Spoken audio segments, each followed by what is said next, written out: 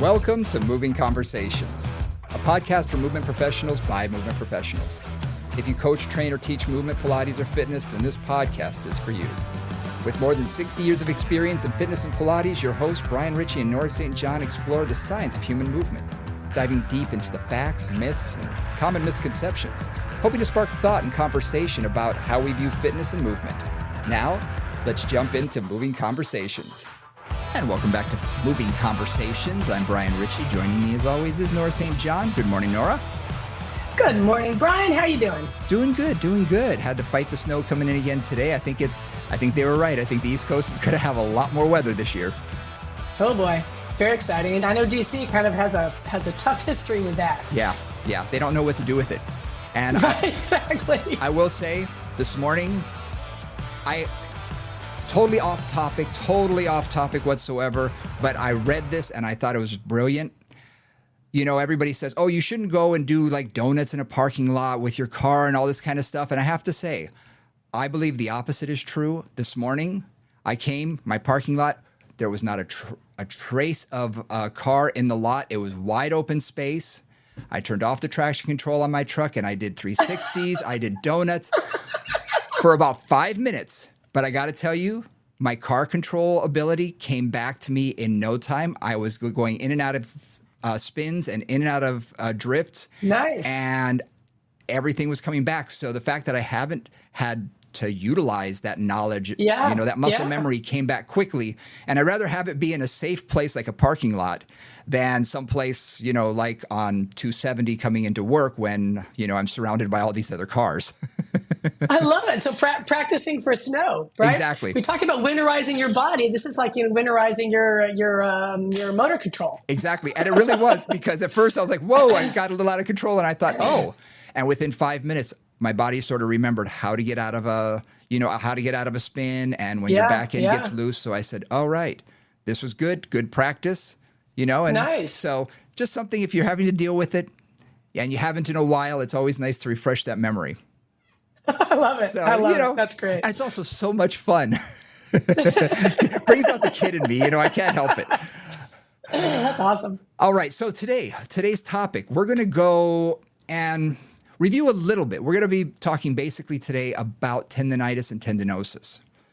And for those of you who haven't listened to our 3-part series on the fascial system. I know we literally just covered that a few weeks ago. We talked a little bit about scarring, and we just briefly talked about tendonitis and whatnot, because it does have to do with the fascial system, because obviously it's where the tendon attaches to the bone. So go back and listen to that. It'll give you a little bit of a primer for what we're going to talk about today and talk about scarring and things of that nature. So let's dive in and hit tendonitis and tendinosis. Boom. So first of all, I want to start with just a touch of history, because when I was growing up in this world, 30 odd years ago, tendinosis was not, in my memory, a discussed diagnosis. Not at all. It wasn't really part of the deal. If a tendon hurt, if you were sore in a tendinous area, it was just all called tendinitis. Now that has changed. So before we go any further, I just want to define tendinitis and tendinosis, and then we'll go on from there. And understand that they are different things. They're different things, yes, and they need to be dealt with a little bit differently. Recovery will be a bit different. So there's some other elements there. Yep. Tendinitis is, in the way I think about it, an acute inflammation. Mm-hmm. It's usually, it involves swelling. It involves some pain. It often can resolve relatively quickly, and it doesn't necessarily imply damage to the tendon. Like there's sort of a temporary irritation, inflammation, it goes away. Maybe life is beautiful from that point on. That's very rough. We're going to get more detailed in a moment. Tendinosis is a little more complex. Tendinosis actually involves damage to the tendon structure. So it tends to be a little more long-term. It may not be as acute, maybe more of a slow onset situation.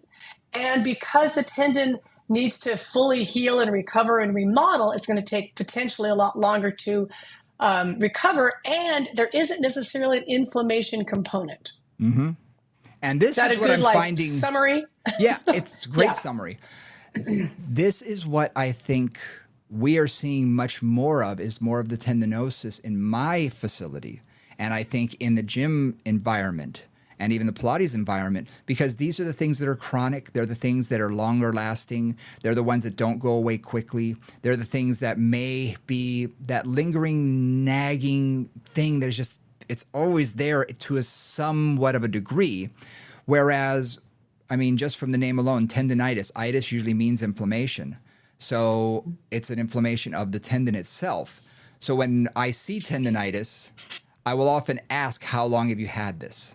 Because that will tell me. And is it recurring? Is it recurring? Right. Is it recurring? Is it like, what's the history of it? Yeah. And is it swelling? Does it get hot? Like, what are the other characteristics of it? Yeah. And does it go down when you apply things like the traditional remedies, ice and cortisone, or some of the more traditional remedies, compression? Because tendinitis will often relieve itself relatively quickly with those, whereas the tendinosis, we're going to get deeper into in just a minute, takes a lot longer.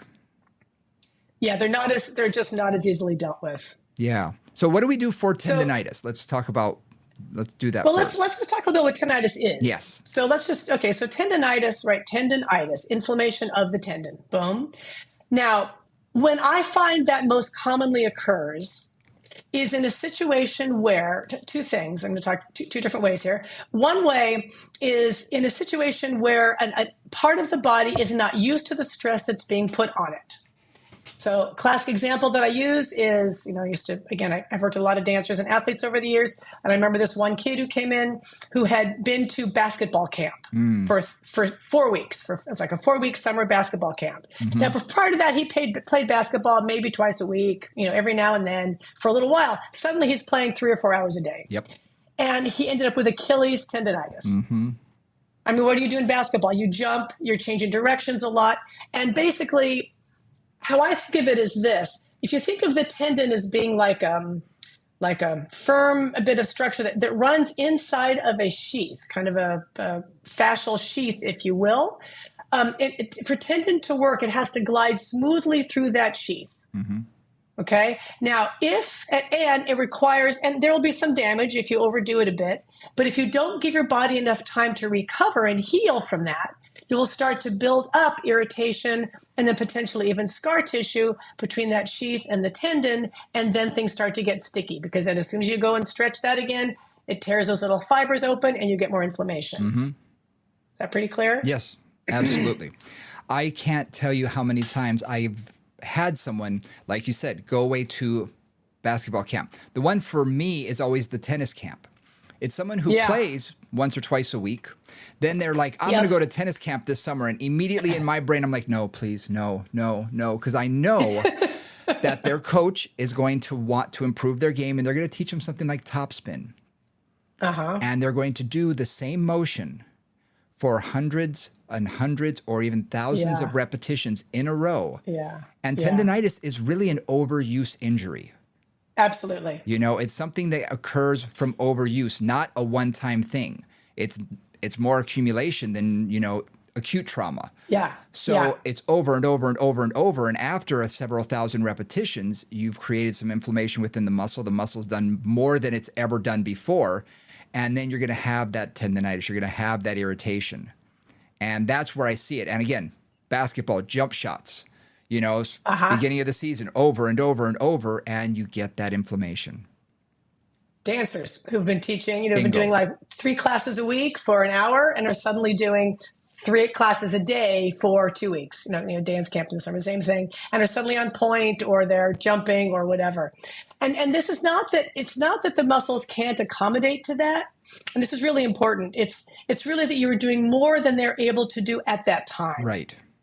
Right. So a lot of it is if a muscle has developed, and the whole myofascial system, really, let's be bigger on the other musculotendinous system, has developed the endurance to be able to take that level of work and to recover efficiently, you can keep building that up. But typically this happens when the body just isn't given the chance to recover that it's used to based on its current level of strength and endurance. Well, endurance is the right word, because we're talking about tissue tolerance. The tissues themselves can't tolerate that much stimulation or use. It's the same as if we decided to suddenly go for, you come into town and we say, we're going to hike the Appalachian Trail, when we've never, we don't hike that much. And all of a sudden we're hiking for 8 hours a day for a week. Well, guess what? Right. Our bodies aren't accustomed to that. Yeah. An hour or two, no problem. But that long, that endurance for those tissues, they're not ready for it. Right. So that's a time that typically happens. And when somebody comes in, like I always find it's worse when it's cold. Mm-hmm. So first steps out in the morning, first, running, putting on your shoes and running, whatever it is, the first movements of that area are often painful. Yep. It's better when it's warm, typically. So once you've warmed it up and you're moving, like the pain will typically calm down, at least in my experience. And then once it chills again, once like you stop doing that, you sit at your desk or you drive from wherever you're going or you sit for dinner and you get up again, that's when it hurts. Mm-hmm. Mm-hmm. And one way that I explain that, which we'll see if this makes sense, but one way that I explain that is, when things are warm and lubricated, then that glide of that tendon in that sheath is happening, right? You've got enough lubrication there to not have the discomfort, but you still have some of that damage between the tendon and the sheath. So then when you sit still, the body goes, ooh, I have to heal that, throws a bunch of collagen fibers. You remember from our fascia discussion, it says, here's irritation. I have to go and send some collagen fibers down there to heal that area of irritation. That tends to stick, again, that tendon and that sheath together. Then you stand up and stretch it, and boom, you pop all those little connections, and the pain comes back. Yeah, yeah. And the pain can be quite severe.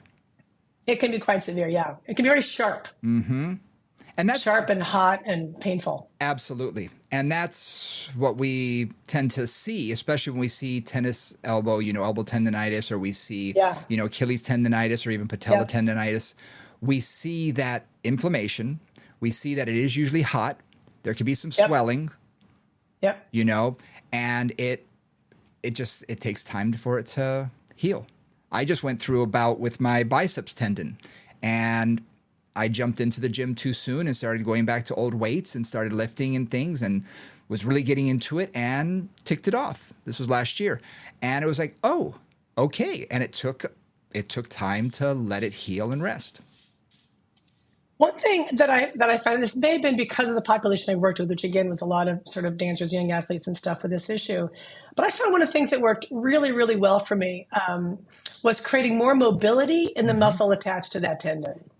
That I found a lot of times what was irritating things was that there wasn't enough mobility in that muscle, and that was leading to that, for whatever reason, that seemed to cause more inflammation. Sure. So a lot of times the first thing I work on is mobility. So whether it's stretching, whether it's myofascial release work, even some massage work, I find oftentimes that seems to decrease the stress on the tendon, or at least the tendonitis. So I almost always start with that. In terms of just a movement modality. For first aid, in this case, I really do recommend, rest, ice, compression, elevation. Ice can be very helpful here because, again, it is an inflammation. Yeah. And there's a lot of debate about ice and heat, which we'll get into at some point. But I found for this particular situation, ice can really decrease the pain and make the healing happen a little bit faster. Compression also can be somewhat helpful. So, for example, if you can compress it, if it's an Achilles tendon, you can put even just a compression sock. Will keep the swelling from building up. So those are some things. And then rest, you don't want to keep irritating it because that can lead to more damage over time. And it doesn't have to be absolute rest. It can still be movement, but not at the level you were doing, again, to keep the mobility there and to even keep some of the strength there. I had a client who brought this up to me, and I found it fascinating. She is in the mental health industry, and she's suffered from a lot of issues. So she's done a lot of research on her own about healing. And sometimes motion, just movement, is sort of has that self-care feel to it. Just allowing the body to move in a very pain-free range of motion. So sometimes I'll have the client, if it's, for instance, their shoulder, they've got rotator cuff tendonitis. I'll have them lie on a foam roller or a spine fitter on their back long ways, and I'll just have them take their arms in a scissor. One goes overhead and one goes down by their hip. And I say, just go within pain-free range of motion. I don't care how small the range of motion is. Just move. And then let's do arm circles. And just to get some motion to the area. What I find, like you said, stretching it does help. Getting more motion to the area. But also I find reminding the body that it can still move and it doesn't have to be locked up. You don't have to hold it in place like so many people way back when would put it in a sling. Immobilize Everything. And I find just even reminding the body, hey, you can move through a pain-free range of motion. We just have to avoid what hurts. Yeah. And if you stay within that for a while and then investigate that range of motion a little bit here and there, the body will be like, oh, okay. It almost like it trusts, like it's, oh, okay, I can do that. Oh, I can do that. And that little bit, eventually your range of motion increases and increases, and you do get more flexibility and more mobility within the joint. Which gets to back to some of our fascia discussion. Yeah. So if you remember, something we talked about there was that heat helps to liquefy some of those fluids and tissues so that there's more lubrication ability with warmth. That's one thing, right? That just keeping it moving is keeping it warmer. If when you stop, things get colder. Blood isn't moving there because it doesn't have to as much, and things just get colder. So keeping it warm. And then the mobility factor, I think a lot of that is, again, if you think about this as being this irritation between the sheath and the tendon itself, that those are getting sticky, and that's a little bit of a metaphor, so take it as that. But I find it useful. If you're keeping that moving, then those little collagen crosslinks don't get a chance to grow. Right. So you're just keeping it moving. And the mobility is really critical on that as well. Yeah. So you're getting full range of motion there. And then, the neuromyofascial piece that I can move and I can feel comfortable. Yes. For many clients, that alone makes a huge difference. Like, because people get very scared when something hurts and they will tend to stop moving it. And oftentimes that's the worst possible thing. Absolutely. And the tendinitis, that is generally not a good thing.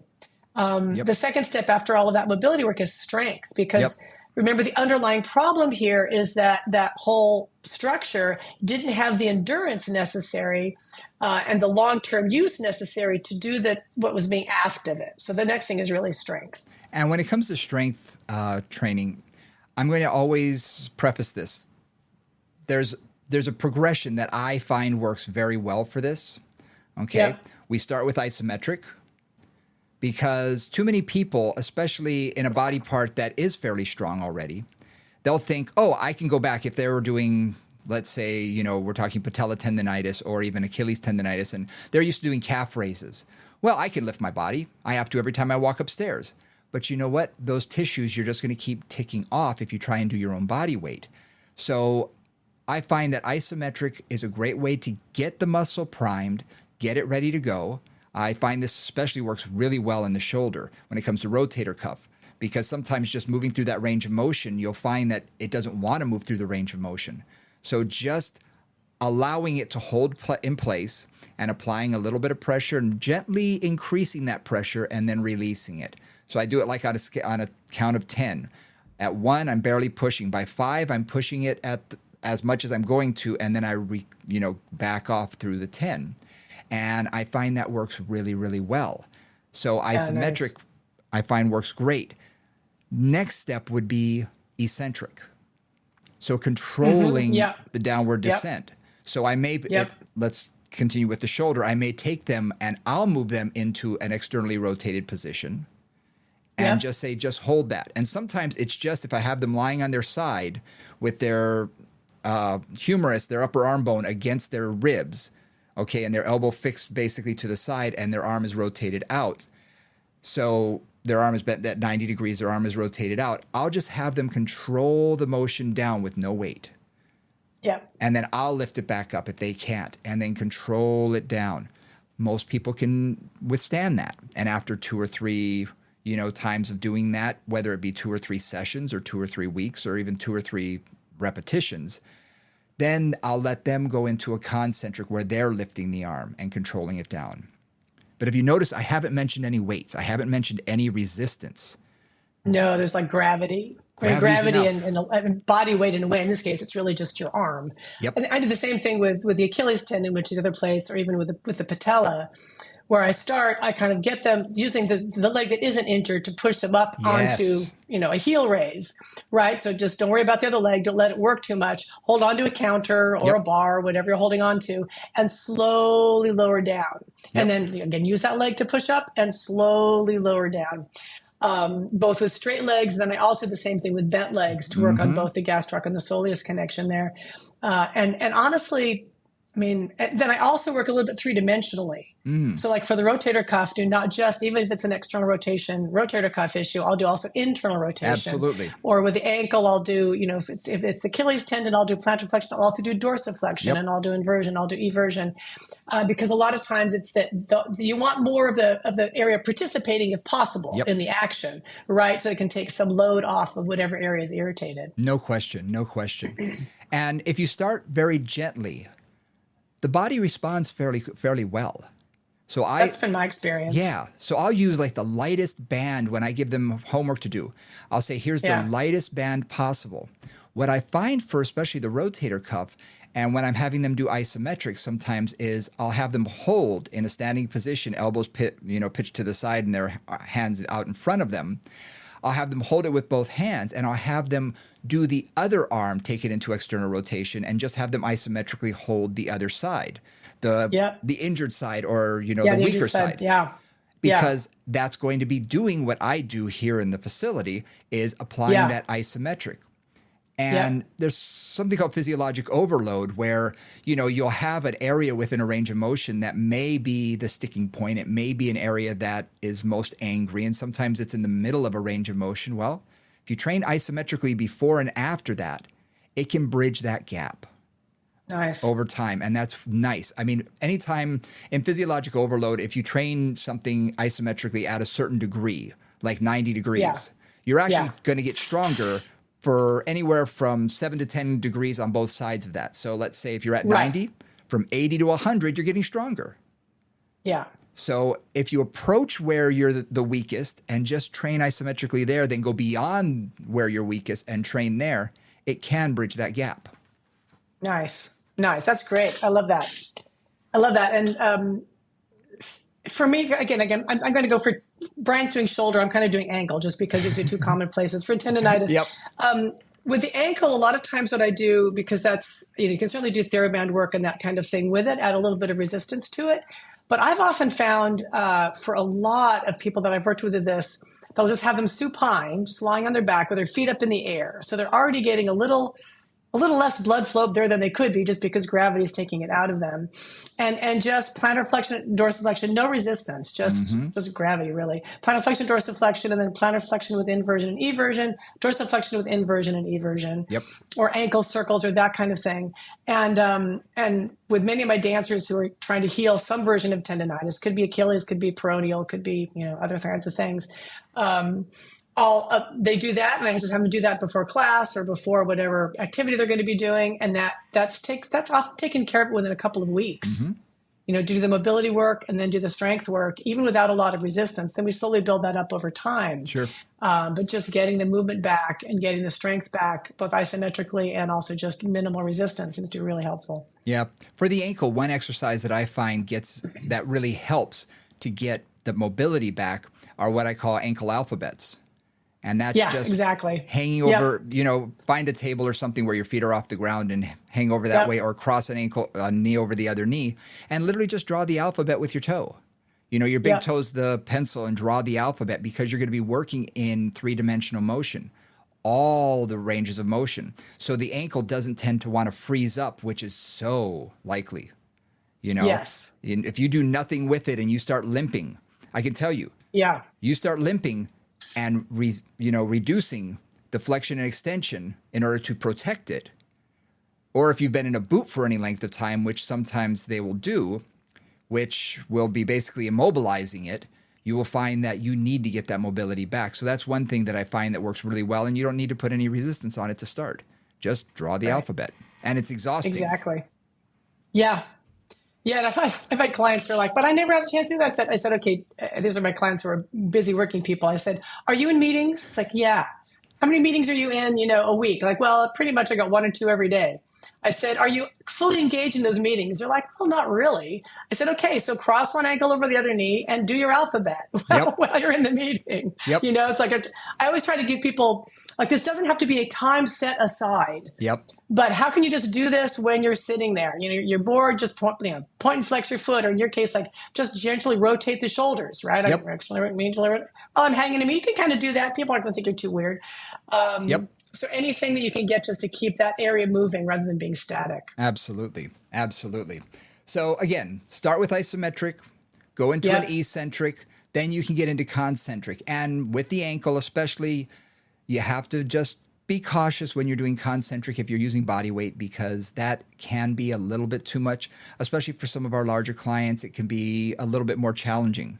But I do love the eccentric, where you go up on with both feet and then come down on the weaker side. Go up with both, come down on the weaker side. That is a great way to begin building strength on that side.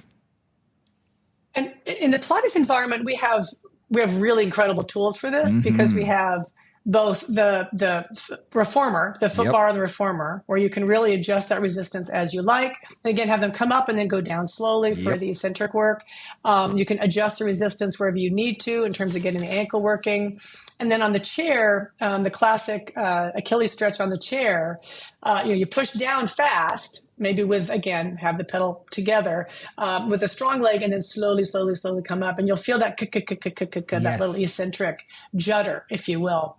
And that's great. And then even on the trap table, with the push through bar sprung from the bottom, for all the footwork on there or the Achilles work on there, those are all fabulous places where you can really decrease the resistance as much as you need to and slowly build it up.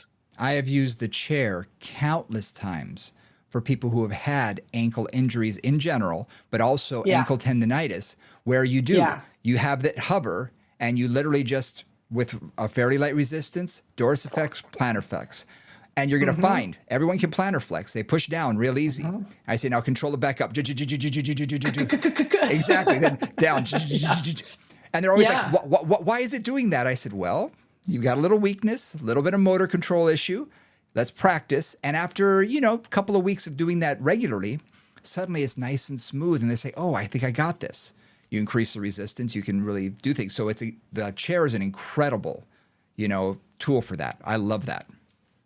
If the other thing I do, I'll just a rhythm for it. So I'll say, okay, go down on one. So push the pedal down on one and up for 3 counts. So 1, 2, 3, 4, push, 2. So the plantar flexion's fast and the eccentric phase is slow. Yep. Oh, that's just another way that I play with that particular rhythm. I also love to reverse that sometimes, though. Yep. Because going down slow, you'll also find everybody wants to explode, especially with the calf, because that has so much fast twitch fibers that they just want to boom. And when you tell them on 3, 1, 2, and they're already down, and they're like, wait, that's slow. And you say 1, 2, 3, and then control it up. 1, 2, 3. And that can be frustrating for them. Yep. That can be very frustrating, but it's a way, again, that just changes, the way that they're doing it and the way that they're comfortable doing it. And get strength through the whole range. Because, I know, like working with dancers, a lot of times you'll see they'll pop up onto the ball of the foot. And then they're kind of on bone balance there. They reach kind of the end of their joints and hang out, but they don't have the strength between there, right? Between kind of ground and up. Like they're fine once they're up because they're kind of locked in place, but they don't have that strength coming partway up. So that's also a way to kind of like say, okay, now stop halfway, hold there. Go down, go up halfway, like working in those in-between ranges. And getting full mobility, full strength through that whole system for functional movement. Love it. Well, let's get into tendinosis. But before we do that, I'm going to remind you, you're listening to Moving Conversations with Nora and Brian. Hey, if you're liking the podcast, do us a favor, subscribe so you can get the latest episode in your feed every Tuesday, right at 5 a.m. And if you really like us, give us a 5-star rating. I've been told a number of times, you guys don't have enough ratings on there. So please go on to Apple Podcasts, give us a good rating. That way it helps fix these algorithms. I have no idea what I'm talking about here, but I'm just saying, if people say it helps. Email, you can always reach out to us at movingcombos@gmail.com, Moving Combos, Instagram, Facebook, Twitter. All right. Now we've got that out of the way, the housekeeping out of the way, let's talk about tendinosis.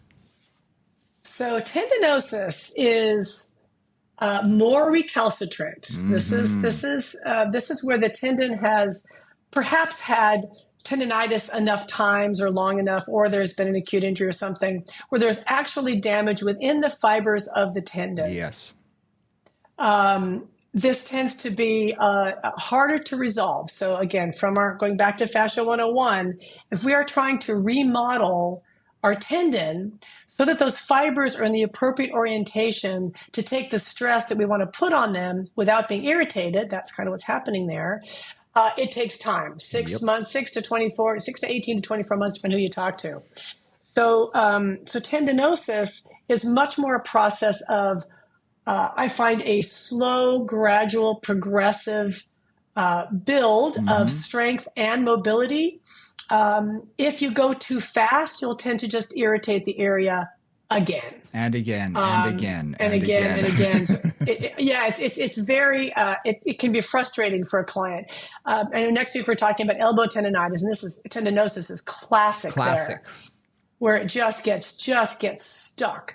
Achilles a bit. Patellar tendinosis is another one that I've seen be a little bit recalcitrant. Sometimes even hamstrings. I've had a lot of that. There.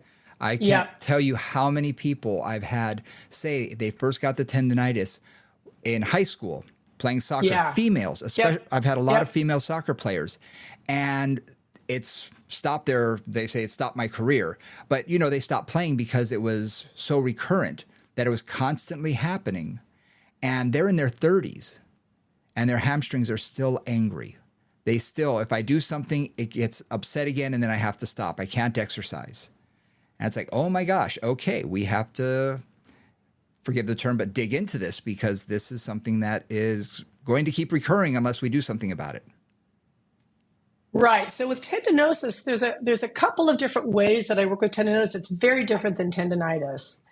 One of them is, if I'm thinking again of this process of restructuring fibers and restructuring fiber angles, this gets to some of the scar work we talked about in our previous fascia stuff, that I actually have to do something, or somebody else who has manual skills has to do something to try to break down some of those inappropriate cross-linkages within typically the musculotendinous junction. It could be in the tendon itself, or it could be the attachment to the bone, but it's often the musculotendinous junction, somewhere in there where things are again, cross fibers are in inappropriate places. So every time you move that, they're tearing, they're pulling, they're causing irritation. So you're talking about massage work, basically. You need to get in there and do body work. Thank you. Yep. Yeah, body work, myofascial release, maybe.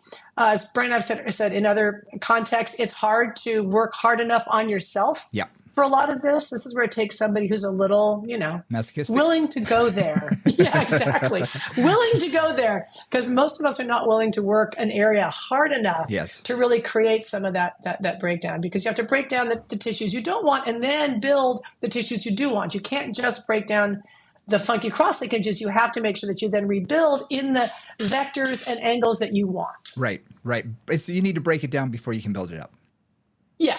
Yep. Exactly. Yeah. Exactly. And you can do it, I find, with the hamstrings. But again, you kind of, I hate to say it, but someone who is a little bit more masochistic, who sees the benefit of it, you can have them using a hard foam roller get into. Yeah. Or even a tennis ball. Or a tennis ball or a lacrosse ball or something like that. Yeah. And it's like, look, but they need to know exactly where they're doing it. Because if you get off the area, there's other soft tissue areas that you don't want to tick off. But at the insertion point where you're talking about at the ischial tuberosity in the pelvis, right there, and working that with something that's hard enough, that can begin to help.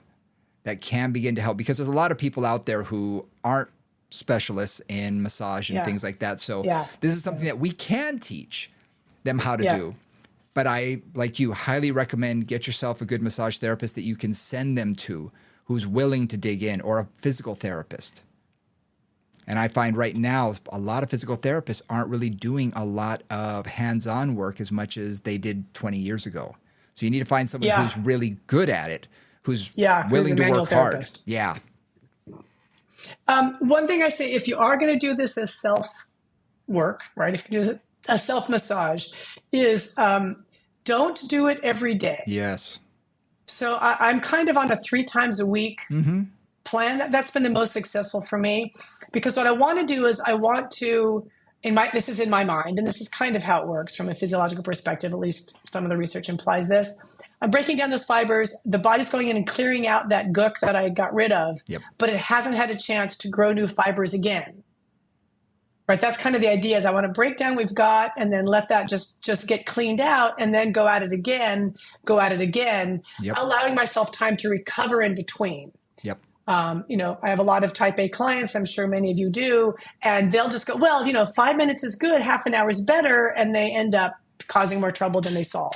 Yep. So I also say do 5 minutes, do it intensely for 5 minutes, and then stop and do that 3 times a week and then see where you go from there. Yeah. My OCD clients, I hate to say I love them and hate them all at the same time because they're the ones that they'll do what you say. And do it. And again, for a lot of times I'll tell clients, yes, do the exercises every day because we all know human nature. They will be lucky if they do it 3 times a week. Yes. But there are that 10% that if I say to do it 15 times, they'll do 2 sets of 50. Yeah, exactly. And those are the people you have to watch out for because you give them the harder foam roller, which I'm a fan of the softer ones, but in this case, you may need something a little harder. Like you said, something like a baseball, a tennis ball, something that's going to be firmer, a lacrosse ball, or one of the black foam rollers. But these are the people that will watch the entire news program while grinding on their issue tuberosity. And afterwards, they'll say, you'll be so proud of me for what I did. And then they can't walk for 2 weeks. Right, exactly. And those are the ones I give a time to. I say, get your clock. Everybody's got a phone now. Get your phone, set a 5-minute timer, and stop at the end of that. Other clients, you've got to say, yes, you're going to do this every day because it's going to be twice a week if you're lucky. Yep. But that's that psychology piece. That's the art of what we do. Exactly. So the body work is a critical component of this because you need to break down those cross fibers. You need to break down, that tissue that's formed and we said this when we talked about the fascia. When it's formed and is irregular, it's not running in the same direction as it once was, or as the muscle fibers are. It's not going to be as strong. It's going to form adhesions. There's a lot of issues that are going to happen. So we need to break that down. And then what do we do after that to really begin to start the healing process? Well, I think it's the same strength progressions that you just said. Mobility for sure, but mobility is something that I'm cautious of because particularly with a hamstring, with the hamstring, the typical thing is it gets irritated. It has a tendinosis going on at that ischial tuberosity. And somebody says, oh, yeah, I went and took my first yoga class and we did a whole bunch of forward folds and that irritates it. Yep. So oftentimes mobility work will really irritate, especially the hamstring. So with that, I kind of minimize mobility. Like I might do foam rolling, yes, on the site, but I also might just foam roll the muscle. Mm-hmm. Right, rather than actually stretching the muscle, I'll just roll over it and try to get it to release that way without actually pulling the tissue. And then it's the same slower, but the same strength progression. Isometric, and then eccentric, and then concentric, slowly. Yes. And doing whatever you need to do to keep the inflammation or the irritation, I should say, down in between times. Yeah. You got to find what their particular tolerance is. And think about it this way: we talked about it with the tendinitis. It's basically created all of these cross bridges, and every time you stretch it, you're breaking through those. Well, what's going to happen? Right. Those want to regrow as quickly as possible.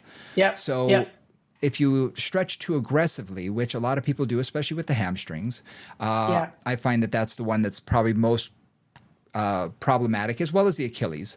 But what I'll do is I'll let them in a hamstring stretch bend their knee to about 20 degrees.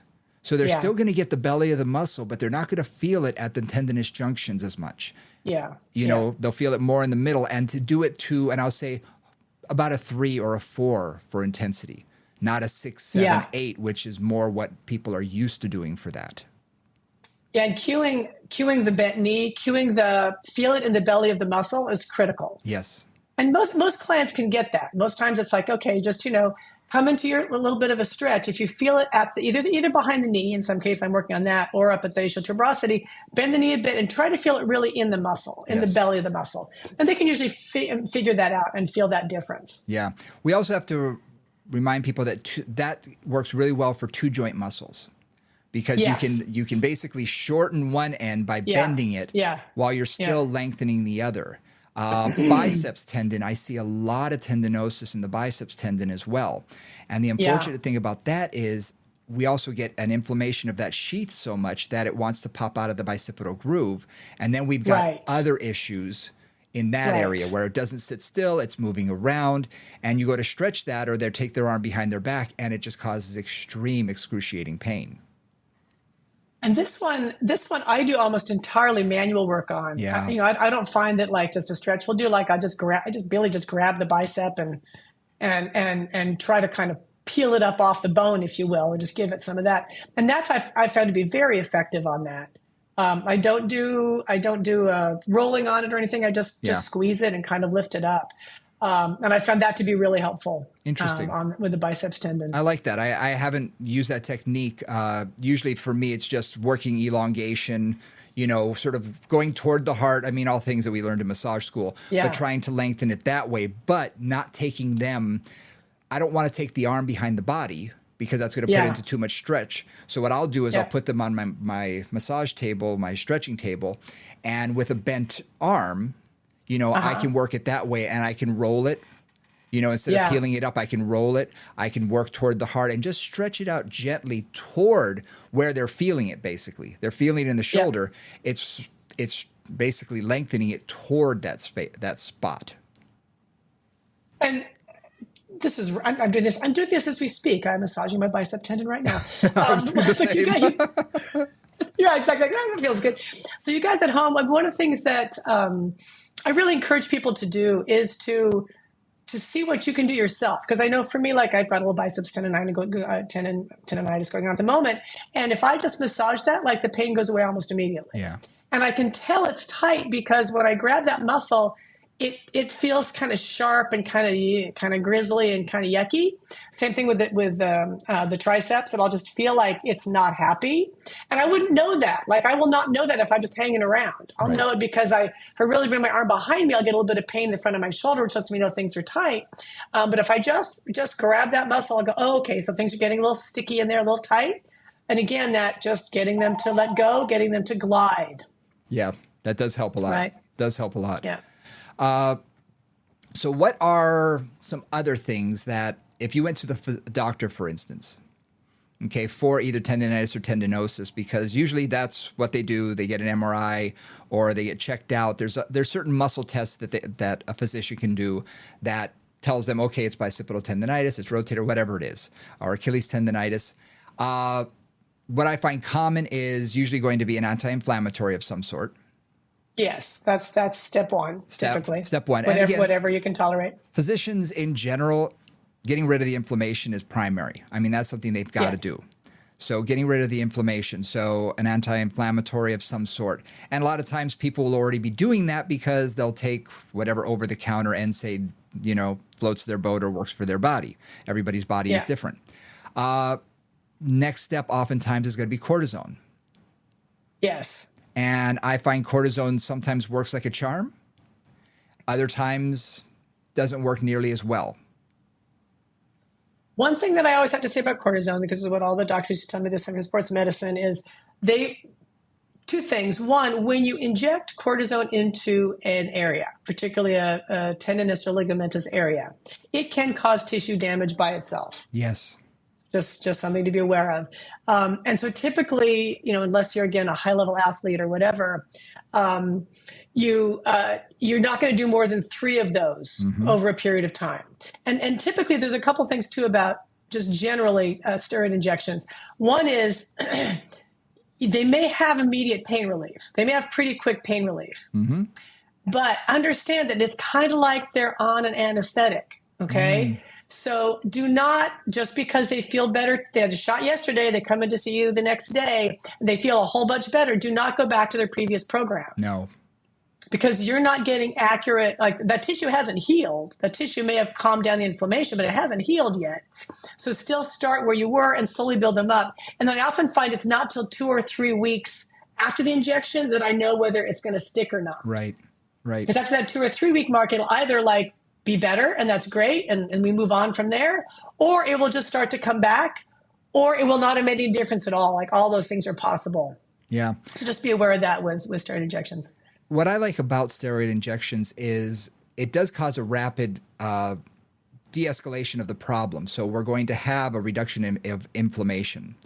And it gives us an opportunity to begin some of that isometric work or some of that mobility work where they may not have as much a pain as they would Yeah. before. So in that sense, it allows us to do a little bit more work where they may not be as guarded, where they may not be as wanting to immobilize it, where they're allowing themselves to find that pain-free range of motion, and they can work it isometrically. And again, I'm saying we work it slowly.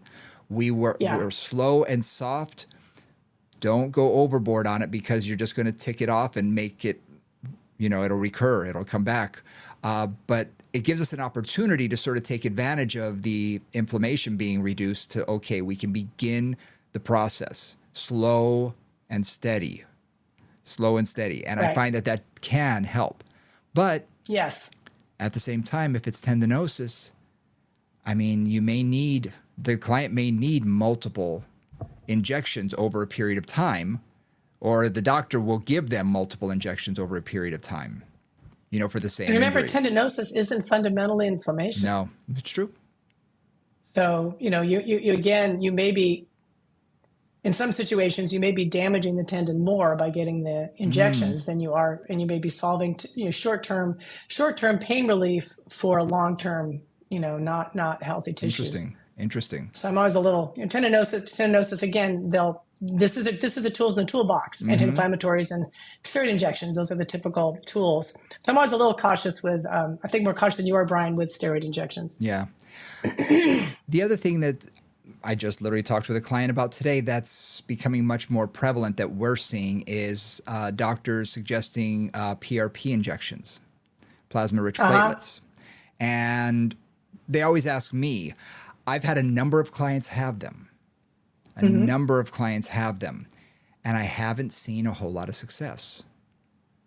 It hasn't made much difference. No. And I don't know if it could be age, because these are all clients who are above 50, let's say. Okay. Whereas I'm sure if I had someone who is a lot younger, they may respond a little bit better, because what I always hear is, oh, this is the guy who works with the yada yada team or this sports team or that sports team. And I'm thinking, well, that's great. You're dealing with someone who has, a ton of incentive, incredible physical therapy, and they're young. They've got great connective tissue already. And they're highly motivated. So guess what? They probably do have much more success with that than the average Joe who basically is looking for the magic pill, who just wants one injection and then it goes away. And it's incredibly painful when you get that injection. It can be, I've had a couple of clients have it for something like elbow or elbow tendonitis, Achilles tendonitis, and does it hurt for like a week or two. It causes a lot of pain for some people. So it's one of those new therapies that a lot of people are talking about. And again, personally, I haven't seen a lot of success with it with the clients that I've had. That doesn't mean it's not working. It's just the clients that I've seen hasn't responded the way that they were hoping it would. Good to know. Good to know. Just something, just in general. And when it comes to cortisone and things like that, I do find that it can help. But again, I say, try it. If it seems to help, fine. If it's not helping, move on. Yeah. Okay, because it's not going to suddenly work. I had to have a number of injections when I had elbow tendonitis, and we're covering that next week, gang. We're going to cover, I had both lateral and medial epicondylitis, one on each hand. Oh, it was fun, let me tell you. But I had to have multiple injections. And it wasn't until the last one that things sort of started to heal. There's also, I know one doctor who believed in this, and it is really on the fringes of medicine, where he would give multiple injections of cortisone in order to break down the tissue. So we're talking about in a short period of time, not over, a lot of doctors won't give you an injection for another 4 months or 3 months, whatever their magic number is. But this person was doing it weekly for a period of time. And it broke down the tissue. But guess what? It allowed the tissues to heal in the end. And the person never had a problem. Again, this is a doctor who is more on the fringes, and I'm not saying that that works. I'm not saying, I just know this one person that was like, wow, it did seem to work for them. And this was chronic for 10 years. So it's just something that you may encounter, that certain physicians have different philosophies when it comes to things like steroid injections or PRP or prolotherapy. These are all a lot of new stuff that people are talking about. So, do your due diligence, do some research on it, and understand that a lot of it's not covered by insurance, and there's not a ton of research out there. Right. Good. Yeah. So hopefully this answered a couple of questions that people may have had. We went deep as we usually do. Feel free to, if you got any other questions, feel free to email us, and we're happy to answer as you go. If there's anything specific we can help you with. I think that the key thing here is know what you've got. Yep. Get a good diagnosis. Work with your movement professionals are really a key part of this. Very much so. This is really something where your basic MD is going to give you anti-inflammatories and maybe a steroid injection. Your basic PT, especially if they've got some manual skills, could be really, really helpful. Yep. But a lot of this is getting back to the fundamental root, is really regaining the mobility and the strength and the endurance of that area to be able to tolerate the stresses that are being put on it. So that's ultimately where we have to head as a big goal. Getting there can be a very slow process or a quicker process, and there can be a lot of little oxbows along the way that are not quite straight. But that's the basic idea. And I'm going to remind people, if you get a client from a physical therapist, ask them what exercises are they currently doing? What did the PT give them? Yeah. And more importantly, are you still doing them? Yeah. Because how many times do people quit physical therapy and they say, oh, I haven't done those exercises in the last 3 months. And I said, oh, and you're back in pain. Some things are exercises that you may have to do for a long period of time or for the rest of your life. And it's okay. You may just have to include that into your workout. I also say have them show you their exercises if they can remember them. And one of the things that I learned early on was you have, like, if a client is doing an exercise really poorly and you're kind of like, what is that? Do not assume that the physical therapist or whatever other practitioner they're working with gave them that version of that exercise. Yes. This could have definitely been a telephone moment of them interpreting something that really doesn't make sense, but they don't know that.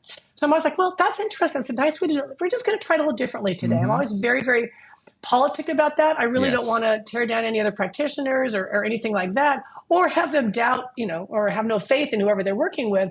I'm just like, okay, well, let's just try this a little differently. And then I'll basically correct their form or whatever I'm trying to do.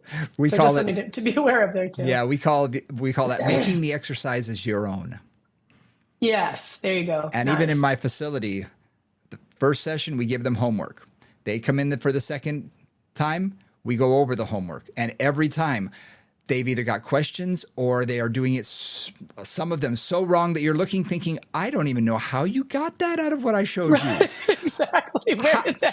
Where did that go? Yeah. It's like, oh, we're going to tweak that a little bit. And that's usually what I'll say from a physical therapist. If they've come to me and I'll say, interesting.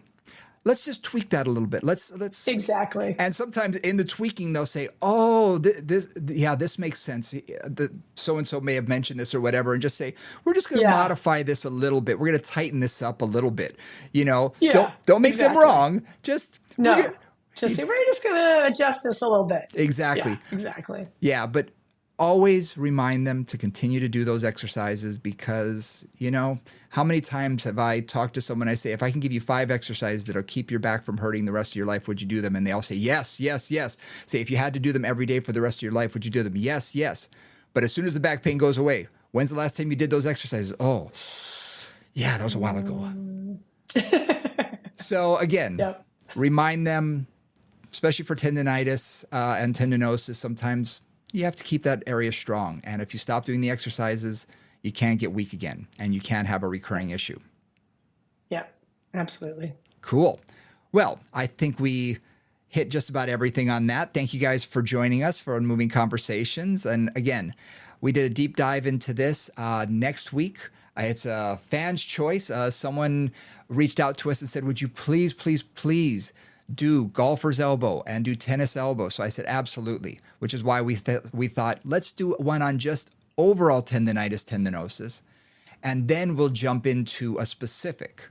And again, we talked about a lot of different areas. So, but if you notice, we didn't talk a whole lot about tennis and golfer's elbow. So next week, that's for next week. Yeah, we're going to jump into this because I'm sure people are at home saying, but, trust me, we're going to get to it. And that's next episode. We're going to do a much deeper dive on golfers and tennis elbow because I find that that's one of the areas that we get hit the most with. And especially with pickleball being so popular now, we're seeing it a lot more.